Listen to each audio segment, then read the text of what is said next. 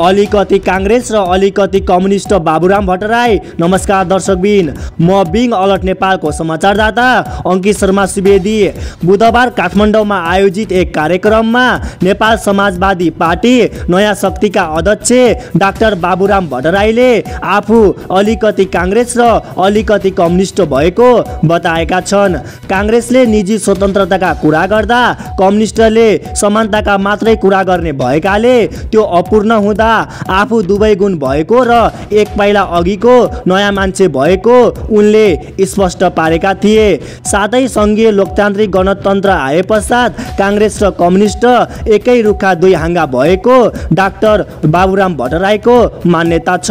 यस्तै अलर्टिङ प्रहारका लागि हेर्दै गर्नुहोला, सुन्दै गर्नुहोला बिङ अलर्ट नेपाल। हस्त, धन्यवाद।